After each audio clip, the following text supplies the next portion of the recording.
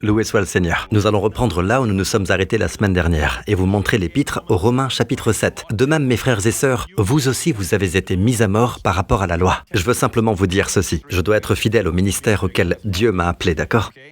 J'ai été appelé par le Seigneur à... Je ne veux pas employer ce mot-là parce qu'il y en a beaucoup d'autres que Dieu est en train d'appeler. Mais en quelque sorte, j'ai été appelé à ouvrir la voie ou à aider le corps de Christ à redécouvrir l'évangile de la grâce. D'accord? À redécouvrir l'évangile de la grâce. L'épître à Tite dit, en effet, la grâce de Dieu, source de salut pour tous les hommes, a été révélée. Comment la grâce peut-elle apparaître? Comment la grâce est-elle apparue? Devenue tangible, devenue palpable. Comment la grâce est-elle apparue? En Jésus. Donc, la grâce n'est pas un message. Par commodité, nous disons, oh, le pasteur Prince prêche le message de la grâce. En réalité, c'est l'évangile qui est restauré. Amen. Et la grâce est la personne de Jésus-Christ. Ou alors les gens disent des choses du genre, peut-être que votre pasteur met trop l'accent sur la grâce. Peut-on trop mettre l'accent sur Jésus? Peut-on réduire Jésus? Ma Bible dit dans l'Épître aux Romains, chapitre 5, verset 17, « C'est par l'abondance de la grâce que nous régnons dans la vie. » Épître aux Romains, chapitre 5, verset 17. Il est dit, « Ceux qui reçoivent avec abondance la grâce régneront à bien plus forte raison dans la vie. » Nous n'avons même pas une abondance de prédication. Je sais que nous en avons beaucoup ici, mais dans le monde chrétien, dans la chrétienté, nous avons à peine cela. Puis il y a une autre question. Il y a ceux qui prêchent la grâce, mais ils ne prêchent pas la grâce selon les Écritures. Alors ils tentent d'affaiblir le courroux de Dieu, la colère de Dieu, son jugement. Ils vont même jusqu'à dire qu'il n'y a pas d'enfer. Tout le monde est sauvé, d'accord? Alors, cela n'aide pas. Cela ne donne pas aux gens une image juste. Parce que, réfléchissez-y. Quand vous péchez contre Dieu, ce n'est pas une petite chose. Vous ne pouvez pas changer cela. Donc, le lieu de l'enfer. Jésus dit qu'il a été préparé pour le diable et pour ses anges. Ce n'est pas pour les hommes, il est préparé pour le diable. Mais si nous choisissons de ne pas avoir Dieu, de rejeter Dieu, Dieu doit respecter notre libre choix. Cela veut dire que nous choisissons le diable. Il n'y a pas de terrain neutre. Il n'y a pas de terrain neutre. Vous ne pouvez pas dire « je ne veux pas Dieu et je ne veux pas du diable ». Non. Par défaut, vous naissez dans le royaume des ténèbres. Le diable règne sur tous ceux qui sont pécheurs. Jésus est venu sauver. Voyez-vous, si vous n'êtes pas de l'autre côté, qu'y a-t-il à sauver? Et il y a ceux qui prêchent la grâce d'une manière qui refuse de toucher à la loi. Autrement dit, leur grâce est une grâce qui fait juste se sentir bien. Ils ne veulent pas toucher à la loi, à notre relation avec la loi. Ils laisseront cela à des gens comme moi. Et puis, quand je dis « nous ne sommes plus sous la loi, mais sous la grâce », les gens disent aussitôt « eh bien ». Vous dites aux gens, au fond, vous leur dites qu'ils peuvent continuer à pécher. Mais en réalité, il y a toute la subtilité du diable ici. Il vous fait croire que la grâce est une permission de pécher, alors que ma Bible dit que la puissance du péché, c'est la loi. Première épître aux Corinthiens, chapitre 15, verset 56, d'accord? Ma Bible dit dans l'épître aux Romains, au chapitre 6, verset 14, « En effet, le péché n'aura pas de pouvoir sur vous, puisque vous n'êtes plus sous la loi, mais sous la grâce. » Alors, peuple de Dieu, écoutez attentivement. Nous sommes morts à la loi. Nous ne sommes pas sous la loi afin de pouvoir vivre une vie puissante, victorieuse, triomphante, sainte. Mais vous devez être mort à la loi avant de pouvoir vivre pour Dieu. C'est cela, la chose merveilleuse que les gens peuvent comprendre. Alors, essayez de comprendre cela, si vous le pouvez, d'accord? Mes frères et sœurs, vous aussi, vous avez été mis à mort par rapport à la loi à travers le corps de Christ pour appartenir à un autre, à celui qui est ressuscité, afin que nous portions des fruits pour Dieu. Alors, il ne s'agit pas ici de la justification par la loi. Il y en a qui disent, je suis d'accord avec vous, pasteur Prince, justifié par la loi, mais nous devons garder la loi comme règle de vie, pour la sainteté, pour porter du fruit. Non, mes amis, même pour porter du fruit, nous devons être morts à la loi, être mariés à Jésus et vivre seulement pour Jésus. Amen. Et Jésus ne vous dira jamais, la loi dira, tu ne commettras pas d'adultère. Jésus ne vous dira jamais d'aller commettre l'adultère. En fait, Jésus vous conduira précisément là où vous n'aurez pas le désir de commettre l'adultère. Donc, être mort à la loi et vivre pour Jésus. Il vous dira comment aimer votre femme. Mais la loi ne le fait pas.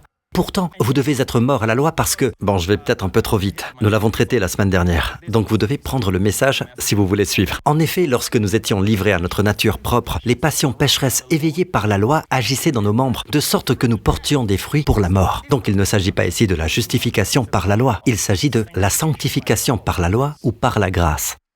Alors beaucoup de gens disent, je suis d'accord, nous ne sommes pas justifiés par la loi, mais nous sommes rendus saints par la loi. Alors cela est contraire à l'Écriture, contraire à l'Évangile que Paul a prêché. Paul dit que si vous avez encore la loi dans votre vie, vous porterez du fruit pour la mort. Mais si vous êtes marié à Jésus, vous porterez du fruit pour Dieu. Puis-je avoir un bon amen? Il s'agit de porter du fruit. J'insiste auprès de vous, il s'agit de porter du fruit. La première partie de l'Épître aux Romains parle de la justification par la foi. Mais ici, il s'agit de savoir comment devenir saint concrètement. Continuons, verset suivant. Mais maintenant nous avons été libérés, ou délivrés de la loi. Très clair, car nous sommes morts à ce qui nous retenait prisonniers, de sorte que nous servons sous le régime nouveau de l'esprit et non sous le régime périmé de la loi écrite. Voyez-vous cela? Voyez-vous cela? Hein? Quand Dieu a donné la loi, souvenez-vous de ce qui s'est passé au pied de la montagne. 3000 hommes parmi le peuple moururent. Moïse, souvenez-vous de cela. D'accord? Dans le Nouveau Testament, Dieu a donné l'esprit. Et que s'est-il passé? 3000 personnes ont été sauvées. Cela montre que la lettre, qui désigne ici la loi, la lettre tue, mais l'esprit, la grâce, fait vivre. Amen. Alors, descendons au verset 7. Que dirons-nous donc? Alors, certains disent, eh bien, Pasteur Prince, cette loi, c'est la circoncision, vous savez. Cette loi, c'est le lavage des mains et l'immolation des animaux sacrificiels. Eh bien, regardons le contexte, d'accord? Certainement pas, mais je n'ai connu le péché que par l'intermédiaire de la loi.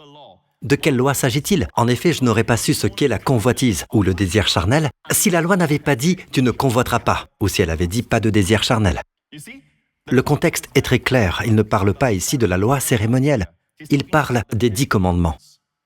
Nous sommes morts aux 10 commandements afin de pouvoir vivre des vies fructueuses pour Dieu. Et c'est quelque chose que les gens n'arrivent pas à saisir, il faut une révélation. Je veux que cela descende en vous. C'est vraiment là que les gens combattent la grâce. Ils pensent vraiment que la grâce encourage le péché. Mais une fois que vous le voyez, et ensuite vous souhaitez que tout le monde puisse le voir. Je veux avancer lentement ici. Donc, il est très clair que la loi à laquelle nous sommes morts, la loi dont nous avons été délivrés, n'est pas la loi cérémonielle. Ce sont les 10 commandements. Mais en réalité, quand vous êtes sous la grâce, vous produisez l'excellence morale dont la loi ne peut que rêver. Non seulement vous aimez, mais vous donnez. Amen. Saisissant l'occasion offerte par ce commandement, le péché a produit en moi toutes sortes de désirs. Déclaration étonnante qui suit. En effet, sans loi, le péché est mort. Waouh! Sans loi, le péché est mort. Sans loi, le péché est mort. Il y a le péché en nous, mais il est mort. Cela vous montre que le péché ne fonctionne pas seul. Le péché a besoin du commandement. Le péché, saisissant l'occasion offerte par le commandement, c'est alors qu'il a produit chez les gens toutes sortes de mauvais désirs. Verset suivant. Pour ma part, sans la loi, je vivais autrefois. Paul parle ici. Mais quand le commandement est venu, le péché a repris vie. Et moi, je suis mort. Je vous soumets que cette loi du péché et de la mort, qui est si répandue actuellement, est ce qui pousse le corps de Christ à être malade et à mourir prématurément. Je le crois vraiment. Les gens ne meurent pas parce qu'ils sont pécheurs dans le corps de Christ. Christ a réglé le problème du péché. Il meurt à cause de la condamnation. Et la condamnation tue. Il y a de nombreuses années, j'ai prêché une série intitulée « La condamnation tue ».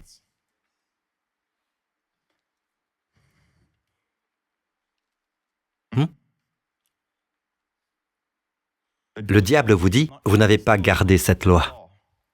Ou même si vous le faites, il dit « Ce n'est pas suffisant ». C'est toujours centré sur vous, pas sur Jésus ni sur ce qu'il a accompli.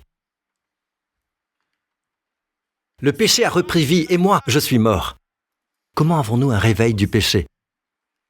C'est si subtil, c'est comme un coup de grâce, à ne pas confondre avec la grâce dont on parle aujourd'hui. C'est comme si le diable était tellement subtil. S'il venait vers vous et vous disait « Va commettre l'adultère, va tuer quelqu'un », c'est tellement évident. Mais la manière dont il vous amène à tuer quelqu'un ou à avoir des pensées meurtrières ou de la haine dans le cœur, c'est de venir vers vous et vous dire « Tu sais, tu dois garder la loi. Et quand vous commencez à faire cela, le péché reprend vie. Vous mourrez. Cela produit en vous toutes sortes de mauvais désirs. Vous finissez par faire précisément ces choses qu'il voulait vous faire pour vous faire tomber. D'accord? Permettez-moi d'aller plus lentement parce qu'avant, j'allais un peu trop vite sur ces choses. Sans la loi, le péché est mort. Puis-je avoir un bon amen? Il s'est trouvé que le commandement qui devait conduire à la vie m'a conduit à la mort. En effet, le péché, saisissant l'occasion offerte par le commandement, m'a trompé et par lui, m'a donné la mort. Le péché ne tue pas simplement. Par lui, c'est-à-dire le commandement dont il est question, il m'a tué. Alors, combien veulent apprendre à ne pas marcher sous la loi? Alors Dieu n'a pas dit « vous n'êtes pas sous la loi », d'accord? Il n'y a donc aucune puissance. Pourtant, il y en a une. Montrez-leur l'Épître aux Galates, chapitre 5, verset 18. Cependant, si vous êtes conduits par l'Esprit, vous n'êtes pas sous la loi. C'est le mode d'emploi pratique.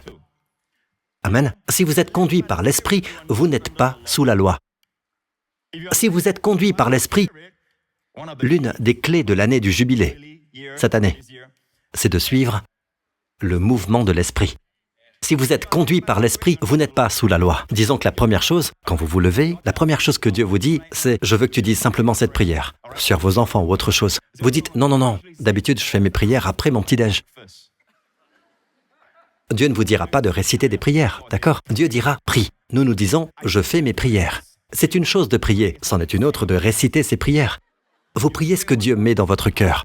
Je crois que la prière commence au ciel et que Dieu la met dans votre cœur. Et si vous priez cette prière qui sort de votre cœur, elle retourne à Dieu. Vous vous sentez si bien, car lorsque vous priez, ce qui est dans votre cœur, cela sort et vous vous sentez bien. Parfois, vous pouvez être lié par la loi. Par exemple, la loi dit que vous pouvez même transformer un passage de l'Écriture sur une prière en loi. Par exemple, l'Évangile de Marc, chapitre 11, verset 24, dit « Tout ce que vous demanderez en priant, croyez que vous l'avez reçu, et cela vous sera accordé. » Jésus a dit cela. C'est un principe remarquable de prière. Mais vous savez, il y a beaucoup de principes de prière. Alors quand est-ce que j'applique celui-ci? Quand est-ce que j'applique celui-là? Parfois, je constate que je n'arrive pas à croire que je suis guéri à ce moment-là. Alors que dois-je faire? Connaissez-vous cette prière? Dites-le simplement à Jésus. Avez-vous des soucis et des angoisses? Dites-le à Jésus. Dites-le à Jésus. Avez-vous l'impression que vos amis vous ont abandonné? Quel ami nous avons en Jésus? Dites-le à Jésus. Avez-vous déjà dit cela à Jésus auparavant? Avez-vous déjà fait une promenade et vous avez dit « Dieu, je ne sais pas comment prier. Seigneur Jésus, j'en sais assez pour savoir que tu ne me délaisseras ou ne m'abandonneras jamais. Seigneur, puis-je simplement te le dire, Seigneur? Je suis inquiet à propos de ceci, à propos de cela. Vous ne savez pas que vous êtes en réalité en train de vous décharger de vos soucis sur lui. Mais dans votre esprit, la loi dit « Seigneur, je viens à toi, ô Père. Je viens à toi pour faire cette prière et je te supplie que, dans tes grandes compassions et tes merveilleuses miséricordes, qui ne faillissent pas, tu m'accordes à moi, ton enfant, cette grande providence et cette grâce. » Et Dieu dit, parle-moi comme un enfant. Alors, avez-vous déjà fait cela? Marcher avec le Seigneur et simplement dire, Seigneur Jésus, j'ai maintenant le cœur plein d'inquiétude. Aujourd'hui, j'ai eu des symptômes dans mon corps et cela m'inquiète. Seigneur, je veux simplement te le dire. Seigneur Jésus, je suis inquiet pour mon fils. Il devient un peu rebelle. Je suis inquiet pour ma femme. Elle devient de plus en plus belle. Seigneur, parlez-lui. Certains d'entre vous sont tellement forts. Le problème avec nous, c'est que nous sommes tellement forts dans notre chair. Nous encaissons les choses. Même notre famille ne sait pas ce que nous traversons. Mais le pire de tout, c'est que vous ne le dites même pas à Jésus. Ceux qui sont forts extérieurement, ce sont ceux qui parlent à Jésus intérieurement. Laissez-moi vous dire ceci. Ceux qui paraissent forts, ils déversent leur cœur afin de pouvoir être forts pour leur famille ou pour leurs êtres chers. Laissez-moi vous dire ceci, peuple de Dieu. Il doit y avoir un endroit où vous pouvez pleurer. Si vous avez besoin de pleurer, s'il n'y a pas de prière, pleurez dans sa présence. Dites, Seigneur Jésus, est-ce que je peux pleurer? Seigneur Jésus, vous voyez, vous n'avez qu'à dire ce qu'il y a dans votre cœur. C'est la meilleure prière de toutes. Même, Seigneur, je n'ai pas envie de prier, parlez-lui et dites-le lui. Seigneur, je n'ai pas envie de prier, je n'ai pas envie de lire la Bible, dites-le lui. Je n'ai pas envie de te parler.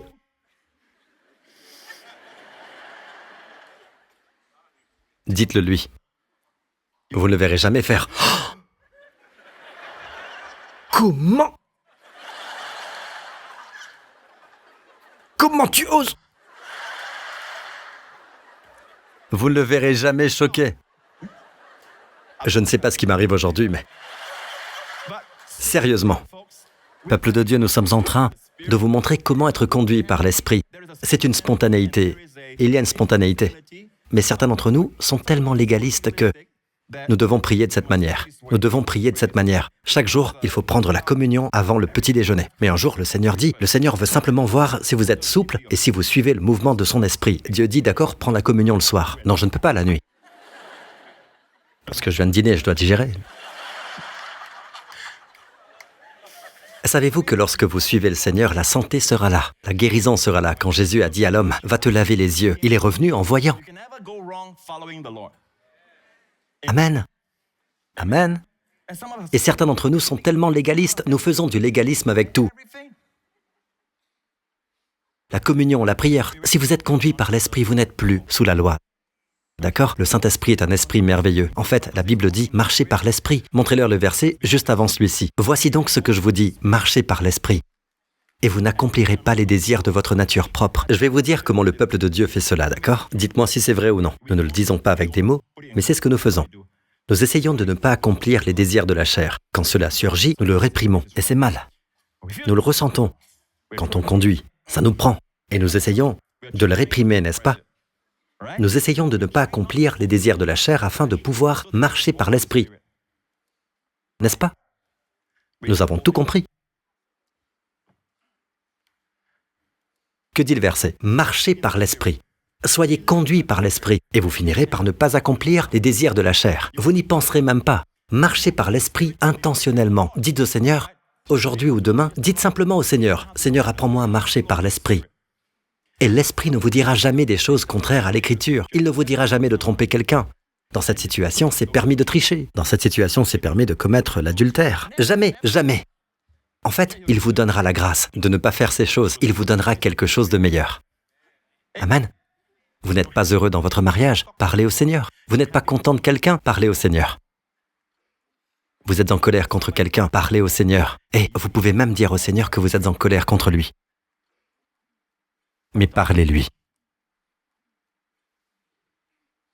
Dites-le à Jésus. Il s'en soucie. La Bible dit « Déchargez-vous sur lui de tous vos soucis ». La raison? Parce qu'il prend soin de vous. Il prend soin de vous. Et ce Saint-Esprit merveilleux que Dieu nous a donné, marchez en lui et vous n'accomplirez pas. Le « vous n'accomplirez pas » ici est une double négation en fait. Ou « mais ». C'est une négation très puissante, une double négation. Marchez par l'Esprit et vous n'accomplirez pas, d'aucune façon, les désirs de votre nature propre quand vous marchez dans l'Esprit.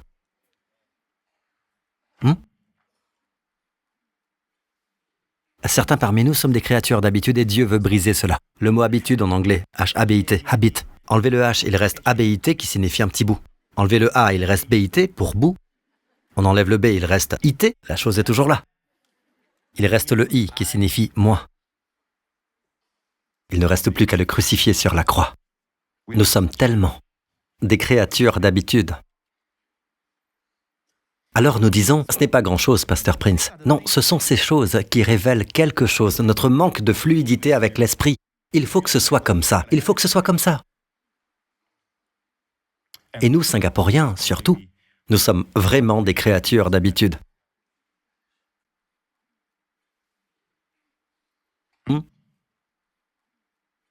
Marcher par l'esprit. Comme je l'ai déjà dit, quelqu'un peut avoir un problème avec la cigarette. Il essaie de réprimer cela. Seigneur, je vais faire cela pour toi, Seigneur. Je ne vais plus fumer. Cela ne marche pas. Vous essayez de ne pas accomplir les désirs de la chair afin de pouvoir marcher par l'esprit. Vous le faites à l'envers.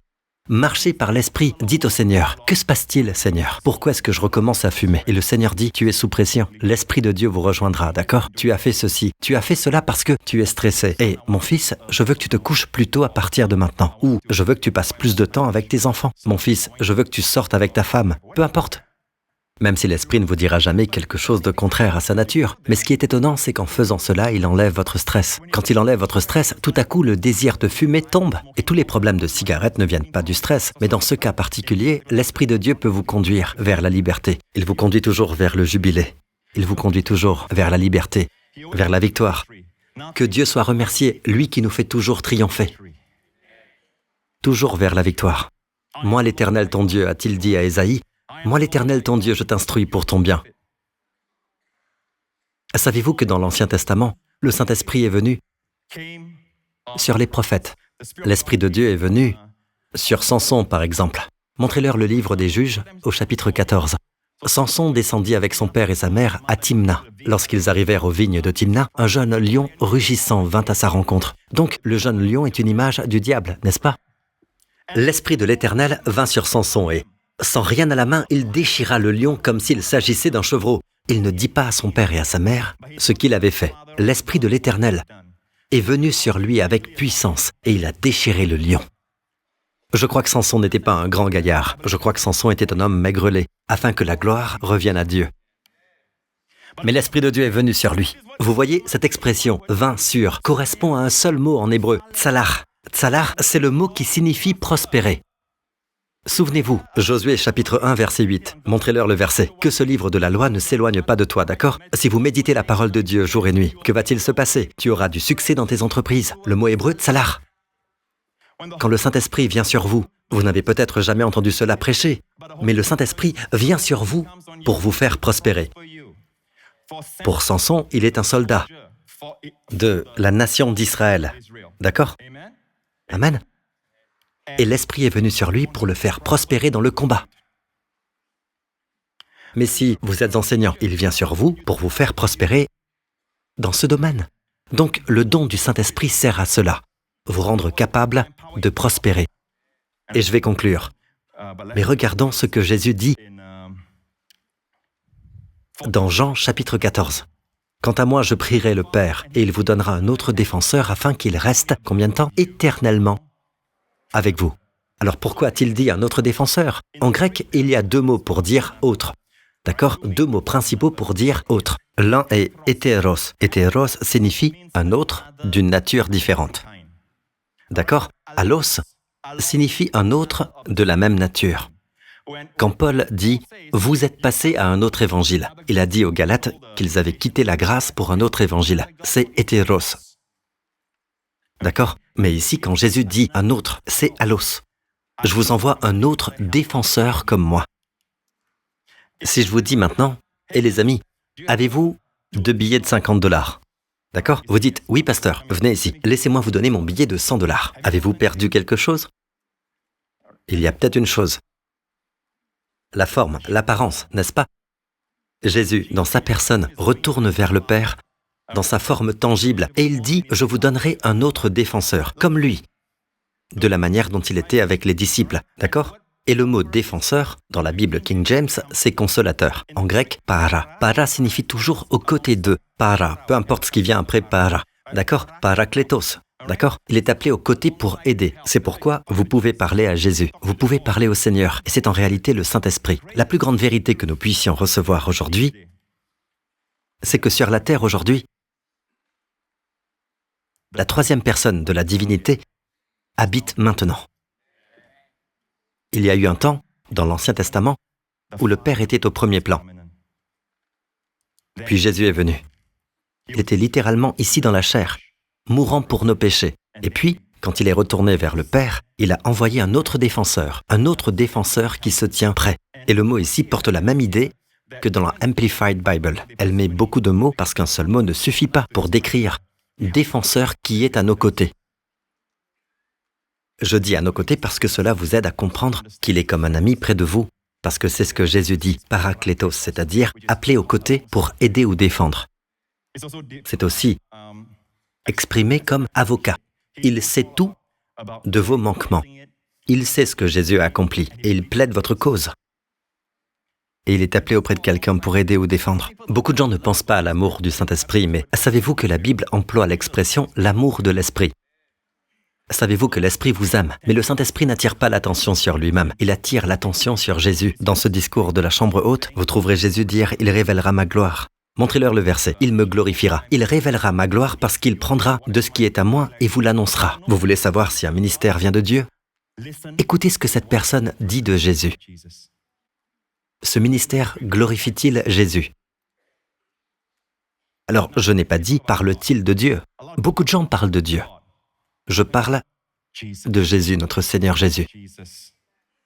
L'esprit des derniers temps n'est pas l'esprit anti-Dieu. C'est l'esprit anti-Christ. Il n'y a plus la centralité de Christ. La victoire arrive dans votre vie. Je prophétise sur vous, sur beaucoup d'entre vous. Vous dites, Seigneur, combien de temps encore cette situation avec mon enfant, avec mon corps? Dieu dit, la victoire arrive. Elle arrive. Elle arrive. Je prophétise sur vous, elle arrive. Et cela vient de l'Esprit. Je sais que vous dites, combien de temps encore, Seigneur? Comme le psalmiste, jusqu'à quand, Éternel? Jusqu'à quand mes larmes mouilleront-elles mon lit? Dit David. Combien de temps encore? Quand le Seigneur apporte la victoire, ce sera rapidement. Et cette personne à laquelle vous pensiez, d'accord? Les personnes qui sont les plus extrêmes sont celles sur qui Dieu va simplement déverser sa grâce, surabondera dans la vie de cette personne, dans la vie de cet enfant, au point que vous aurez du mal à reconnaître cet enfant. J'ai vu cela arriver tant et tant de fois dans cette église. Il y a de nombreuses années, une jeune femme est venue avec des tatouages. Et je l'ai reconnue tout de suite. Tout Singapour l'aurait reconnue. C'était une athlète. Quand je me suis approché d'elle, je pouvais sentir la cigarette ou autre chose. Elle est venue pour recevoir Jésus. Elle a reçu le Seigneur. Toute sa vie est devenue méconnaissable. D'accord? À tel point qu'un de mes pasteurs américains, l'un des membres de notre église, l'a conquise et l'a épousée. Et elle a eu beaucoup d'enfants avec lui. Elle est toujours très forte. Et en fait, on peut voir la transformation. Elle est devenue de plus en plus belle. Aujourd'hui, elle sert dans l'église. Une belle mère. Une épouse merveilleuse. Et elle a un grand ministère pour Jésus. J'ai vu cela arriver. Et sa mère avait prié pour qu'elle soit sauvée. Vos prières sont entendues, peuple de Dieu. Elles ne sont pas perdues. La victoire arrive. Amen. Maintenant, je veux conclure en disant ceci. Vous vous dites, pourquoi Jésus a-t-il dit à notre défenseur, le Saint-Esprit est venu dans l'Ancien Testament, Pasteur Prince? Non, il n'est pas venu ainsi. Revenez encore à ce verset, Évangile de Jean, chapitre 14, afin qu'il reste éternellement avec vous. Alors, imaginons simplement que j'ai un ami, et j'ai quelques amis en Californie, à LA. Et imaginons que j'appelle mon ami. Je suis allé à LA plusieurs fois. D'accord? Mais supposons que je dise, je viens à LA d'une manière nouvelle. Je viens pour rester. Vous comprenez? Dans l'Ancien Testament, le Saint-Esprit vient sur quelqu'un, puis il s'en va. Il vient sur quelqu'un pour accomplir quelque chose, et après cela, il s'en va. En fait, après que Samson a détruit 1000 hommes, la Bible dit qu'il était comme n'importe quel homme. Il était tellement épuisé qu'il a dit à Dieu, « Seigneur, je vais mourir. » Alors Dieu a fait jaillir de l'eau de la mâchoire. De ce lieu-là, Dieu a fait jaillir une source, et il a bu. Le Saint-Esprit vient pour un objectif, puis il s'en va. Il vient vous conférer la force de prospérer, puis il s'en va. Mais cette fois, Jésus dit que ce merveilleux Saint-Esprit vient pour demeurer. Et il sera en vous, l'Esprit de la vérité, que le monde ne peut pas accepter parce qu'il ne le voit pas et ne le connaît pas, mais vous le connaissez car il reste avec vous et il sera en vous. Je suis étonné que le monde aujourd'hui, les gens du New Age, parlent d'un guide spirituel. Et c'est dangereux parce que tout ce qui n'est pas le Saint-Esprit est un autre esprit. Mais regardez, le diable veut toujours imiter Dieu. Nous avons le vrai guide, celui qui nous aime. Les autres esprits ne vous aiment pas, ils vous haïssent. Vous êtes fait à l'image de Dieu. Vous leur rappelez Dieu. Ils vous haïssent. De tout leur être, ils vous haïssent. Mais le Saint-Esprit vous aime. En fait, lors de la première mention du Saint-Esprit, il planait au-dessus de la terre quand la terre était dans le chaos. La Genèse, au chapitre 1er. Je crois que nous l'avons, n'est-ce pas? L'Esprit de Dieu planait au-dessus de l'eau. Planer est une image. Les Arabes utilisent ce mot aujourd'hui. D'accord? Rakaf. Ils utilisent ce mot pour une poule, une volaille assise sur ses œufs, une mère touchant le visage d'un enfant. D'accord? C'est un mot maternel très affectueux. L'Esprit de Dieu frémissait au-dessus du désordre que Lucifer avait causé. Puis Dieu dit, qu'il y ait de la lumière, et il y eut de la lumière. Mais l'Esprit de Dieu était là avant que la parole de Dieu vienne. Alors laissez-moi vous dire ceci, le Saint-Esprit est partout sur vous aujourd'hui. Vous avez le Saint-Esprit en vous. Dès que vous croyez en Christ, vous avez le Saint-Esprit en vous. Mais voilà, vous pouvez réellement l'ignorer, vous savez. Il y a deux façons de l'ignorer, et je terminerai avec cela. Deux façons de l'ignorer. Cela s'appelle éteindre l'esprit, et cela s'appelle attrister l'esprit dans le Nouveau Testament. Comment attristez-vous l'esprit? Très simple. Par exemple, je viens de vous rencontrer et nous échangeons quelques paroles préliminaires, et je vous dis, à cette époque, nous avions des albums photos. Vous avez encore des albums photos? Aujourd'hui, nous utilisons nos smartphones. Et je vous dis, hey, avez-vous vu mon petit garçon? Amen.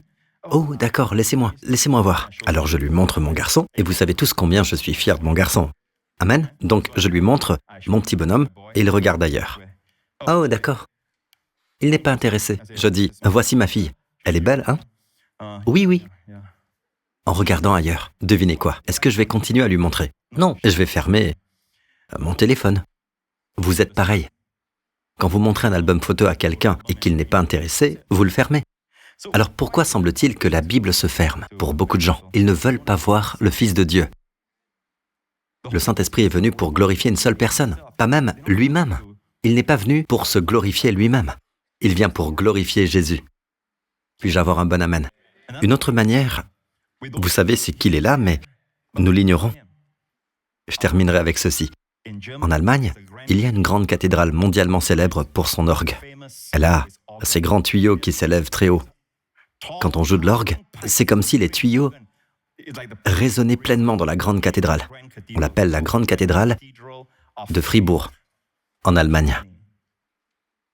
Dans les années 1800, l'orgue était là. C'était un immense orgue, avec des tuyaux majestueux. Un inconnu est entré dans la grande cathédrale. Et il a demandé à l'organiste responsable, « Puis-je jouer de l'orgue ?» Bien sûr, l'organiste a dit, « Non, impossible, vous ne pouvez pas en jouer. » Il l'a persuadé. Il y avait quelque chose chez cet homme qui était très persuasif. Et finalement, l'organiste, avec beaucoup de réticence, a dit, « D'accord, je vais vous laisser jouer. » Au moment où cet inconnu a touché l'orgue, il a tiré de l'instrument la musique la plus merveilleuse. L'organiste était fasciné, il était transporté. À la fin du morceau, il dit, « Monsieur, puis-je vous demander votre nom ?»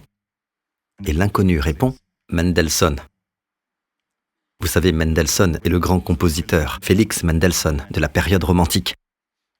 Et l'organiste a dit ceci, n'oubliez pas cela. Il a dit, « Dire que je vous ai refusé la permission. » Et c'est ainsi que nous sommes avec le Saint-Esprit. Nous avons un grand maître qui est venu pour nous aider, pas seulement dans l'Église, pas seulement dans notre marche spirituelle, mais dans nos boutiques, dans nos salles de classe, dans nos familles, notre vie de famille, nos maisons, nos carrières, nos bureaux. Il est là pour aider. Il vous conduira dans toute la vérité. Il vous enseignera toutes choses. Il vous rappellera toutes choses. Montrez-leur rapidement. Dans l'évangile de Jean, le défenseur, l'Esprit Saint que le Père enverra en mon nom, vous enseignera toutes choses et vous rappellera tout ce que je vous ai dit. Je vous laisse la paix. Je vous donne la paix. Je ne vous la donne pas comme le monde donne. Que votre cœur ne se trouble pas et ne se laisse pas effrayer. Ces versets mis ensemble nous disent que le Saint-Esprit vous conduit avec la paix. Et même si c'est quelque chose de bon que vous voulez faire, mais qu'il n'y a pas de paix, ne le faites pas. Je répète, même si c'est quelque chose d'apparemment bon, mais qu'il n'y a pas la paix, ne le faites pas. Mais si c'est quelque chose que vous trouvez étrange, mais vous ressentez la paix, étrange, pas immoral, et vous ressentez la paix, même si c'est étrange, vous pouvez le faire. Et vous verrez le tsalar. Et dire que nous pouvons dire la même chose au Saint-Esprit, dire que je t'ai refusé la permission sur le grand orgue de ma vie. Et lui, il veut produire une belle musique dans vos cœurs, dans votre vie. Amen. N'êtes-vous pas heureux de ne pas avoir été laissé seul? Jésus a réellement dit, « Je ne vous laisserai pas orphelin. J'enverrai un autre défenseur. J'enverrai un autre consolateur. » En hébreu, Menahem. J'enverrai un autre Menahem, un consolateur. C'est un mot très beau. Le Saint-Esprit est comme une mère qui aime son enfant. Bien sûr, cela dépasse l'amour humain, mais il vous aime. Quand Pierre a prêché dans la maison de Corneille, je dois vous montrer cela, puis je conclus, d'accord? La Bible dit, Pierre parlait encore quand le Saint-Esprit descendit. Le mot « descendit » signifie « embrasser ». Il descendit sur tous ceux qui écoutaient. C'est le même mot utilisé pour le père du fils prodigue quand le fils est rentré à la maison. Le même mot grec est utilisé. Le père lui a fait un gros câlin.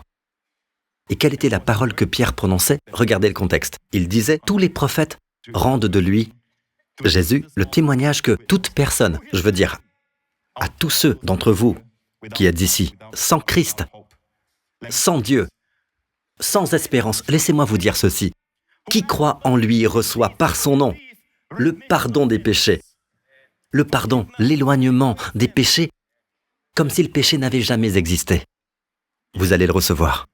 Alors quand les gens ont entendu cela, le Saint-Esprit les a tous pris dans ses bras. Et savez-vous ce qui leur est arrivé? Ils se sont mis à parler en langue. Le débordement. Nous rendons cela tellement légaliste. Tout est une question d'amour. Même prier en langue est une réponse d'amour.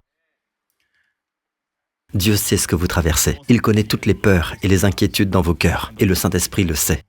Le direz-vous à Jésus? Amen. J'ai hâte maintenant d'arrêter de prêcher et d'aller quelque part pour être seul avec Jésus. D'accord? N'emmenez pas votre meilleur ami avec vous. Ne l'emmenez pas. Vous savez, parce que ce sont des choses très personnelles dont vous allez parler. Quelle que soit la servitude, quelles que soient les peurs, quelles que soient les inquiétudes, dites-le autant que vous le pouvez. Dites-le à haute voix. Dites-le du fond de votre cœur jusqu'à ce que votre cœur en soit complètement libéré. Vous n'avez même pas besoin de lui demander « Donne-moi ta puissance, donne-moi ta grâce, donne-moi ceci ou cela ». Ne faites pas ça. Parlez-lui simplement. Déversez simplement votre cœur. Je parle de déverser votre cœur devant lui et de voir quel ami il est. Et ne soyez pas surpris. Vous commencerez à voir des miracles dans ces domaines dont vous lui parlez. Tout ce qui est exposé devient lumière dans sa présence. Et le peuple de Dieu dit « Amen ». Gloire à Dieu. Cela a été un privilège. Alléluia. J'aurais aimé que vous restiez assis encore un peu, si vous le pouvez. Ne circulez pas, parce qu'il y a des gens dont l'esprit est encore suspendu entre deux éternités. Soit celle de la condamnation, soit celle du salut. Et dans tout ce que nous avons partagé, nous avons parlé à des croyants qui ont le Saint-Esprit. Mais Dieu ne veut pas que vous viviez votre vie sans... Vous savez, je n'aime pas acheter des jouets. Pour mon fils Justin, qui a 4 ans, est rentré à la maison et voir écrit sur l'emballage « piles non incluses ». Puis je me rends compte que je n'ai pas ces piles. Je n'aime pas cela. Dieu ne nous a jamais envoyés dans cette vie avec toutes ces vicissitudes, avec tous ces défis, toutes ces épreuves, en disant « pas de piles ». D'accord? Vous devez trouver votre propre pile. Non, le Saint-Esprit est la puissance. Le Saint-Esprit est la puissance aimante. Nous ne sommes pas destinés à vivre selon notre intelligence, notre débrouillardise, nos talents. Nous ne sommes pas destinés à vivre en comptant sur nous-mêmes.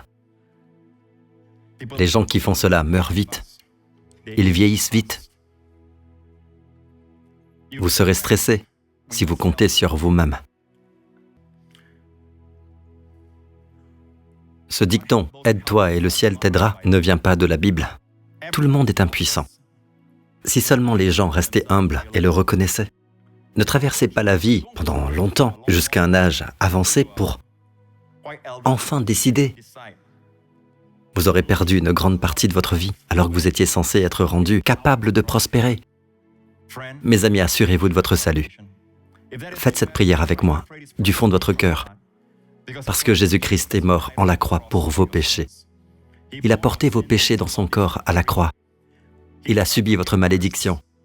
Celle qui devait tomber sur vous est tombée sur lui. Et parce qu'elle est tombée sur lui, il n'y a plus de malédiction venant de Dieu. Sur vous, ni sur vos familles, à cause de vos transgressions. Crois au Seigneur Jésus-Christ et tu seras sauvé. Toi et ta famille. Mes amis, si c'est vous, faites simplement cette prière du fond de votre cœur. Dites, Père Céleste, quel cadeau, ton Fils, Jésus-Christ. Je crois qu'il est mort pour mes péchés sur cette croix. Je crois que tu l'as ressuscité des morts comme proclamation que tous mes péchés ont tous été ôtés. Si mes péchés n'avaient pas été ôtés, tu n'aurais pas ressuscité Christ d'entre les morts. Mais Christ est ressuscité. Jésus-Christ est mon Seigneur. Merci, Père. Et maintenant, Père, je te remercie de ne pas être laissé sans aide, sans consolation. Tu as envoyé ton Saint-Esprit parce que Jésus a été glorifié. Et Père, maintenant, parce que, et seulement parce que le Seigneur Jésus a été glorifié, baptise-moi et remplis-moi de ton Saint-Esprit, le merveilleux défenseur, le consolateur. maintenant, au nom de Jésus. Amen. Amen. Amen. Remerciez le Père. Allez-y. Remerciez votre Père dans le ciel. Loué soit le Seigneur. Amen, amen, amen. Et là, sur la base de la parole de Dieu, vous êtes sauvés. Vous avez été transférés de la mort à la vie d'un seul coup, uniquement à cause de ce que Christ a fait. Et maintenant, vous avez le Saint-Esprit. Et l'un des dons que vous pouvez exercer, c'est le don de prier en langue. Cela vous aide tous. Mais aujourd'hui, mon sujet ne porte pas là-dessus. Il porte davantage sur la personne du Saint-Esprit. Vous pouvez commencer à être conduit par l'Esprit. Vous pouvez commencer à le sentir dans toutes les affaires de votre vie. Ressentez simplement cette paix ou son absence. Parfois, l'absence de paix est aussi une direction. Amen. Loué soit le Seigneur. Amen. Êtes-vous bénis? Mettez-vous debout. Levez les mains, vous tous ici présents. Merci, Père. Amen. Levez les mains, vous tous ici présents. Père Céleste, je te remercie pour chacun de ceux qui entendent ma voix, où qu'ils soient, Seigneur. Et chaque fois, Seigneur, qu'ils entendront ce message. Père, je prie pour que cette semaine et la semaine à venir, pour tous ceux qui entendront ce message, que tu prépares leur chemin, que tu fasses prospérer leur chemin devant eux. Tu les placeras au bon endroit, au bon moment. Tu les protégeras des dangers, du mal, de la mort soudaine, de la destruction soudaine. Tu les protégeras, Père. Et pour tous ceux qui entendent ma voix, je te le demande. Parce que Christ a tout accompli, Père, à cause de son sang qui a été versé. Père, nous te remercions de pouvoir être protégés. Alors nous te le demandons, Père, parce que tu es notre refuge et notre forteresse. Protège-nous tout au long de cette semaine. Protège nos enfants de toute infection, de toute maladie, de l'infirmité, de toutes les puissances du malin. Au nom de Jésus, nous te le demandons. Et Père, non seulement nous avons le Saint-Esprit, mais nous te remercions que ton Saint-Esprit puisse venir sur nous, Seigneur, pour nous rendre capables de prospérer. Enseigne-nous, Seigneur, à suivre son mouvement. Enseigne-nous, Seigneur, à simplement tout dire à Jésus, Père, tout au long de cette semaine. Au nom de Jésus, nous te le demandons. Et le peuple de Dieu dit Amen. Loué soit le Seigneur, que Dieu vous bénisse. À très bientôt. Amen.